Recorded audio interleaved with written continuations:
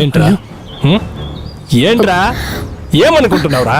నేనేమి అనుకోలేదు. నువ్వేమి అనుకోలేదా? లేదు. ఒక్కటిచ్చానంటే నొప్పి తెలియకుండా చనిపోతావు. చూస్తావా? జైల్లో ఉన్నప్పుడు నేను ఎవరో తెలుసా? వీరయ్య మేడం ఎక్కడికి వెళ్తున్నావురా? నాకు సమాధానం చెప్పేసేళ్ళు. మీకు తెలుసా, అక్కడున్న ఇల్లు నా నాన్నగారు నాకు కట్టించిన ఆస్తి. ఇదేమి మెంటల్ గా ఉండడానికి ఆఫీస్ కాదు. ఏం పైన ఆర్డీఓనో నీ అయ్యనో. ఈ ఆస్తి ఎవరిదని తెలుసు కదా? నాన్నగారిది.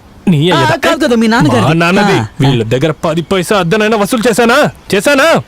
నోట్లో ఏంటి అరటిపండు పెట్టుకున్నావా? అద్దె వసూలు చేశానా? వీరయ్య వెళ్ళండి. ఎక్కడికి వెళ్ళకు. క్షమించండి, కొన్ని రోజులు నేను జైల్లో ఉన్నందువల్ల వీరిద్దరు మాట్లాడే భాష నేను అర్థం చేసుకోలేకపోయాను. అంతే.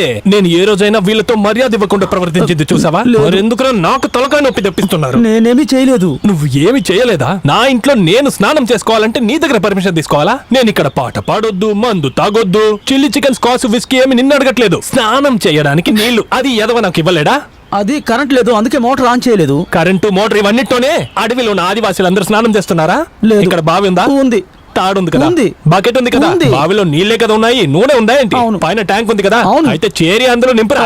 లేదు, ఒక్క నిమిషం ఆగు. నేను ఇప్పుడే వెళ్ళి ఆర్డియో రూమ్ లో స్నానం చేస్తాను. అయ్యో ఆగండి సార్, వద్దు. సార్కి ఇప్పుడు ఏం కావాలో చెప్పండి. నేను స్నానం చేయాలి. అంతే కదా? అవును. మీకు అన్ని ఏర్పాట్లు నేను చేస్తాను. అయితే పదరా.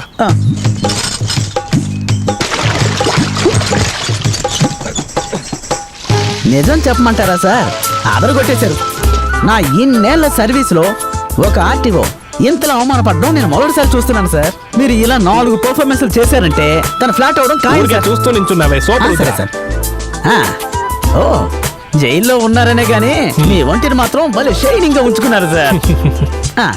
మీరు ఇప్పుడు చేసినట్టుగానే తన ముందు మీరు నాతో కఠినంగా ప్రవర్తించండి సార్. వాళ్ళని ఇక్కడి నుంచి బయటికి పంపించాలని నాకు కూడా ఒకవైపు ఆశగానే ఉంది సార్.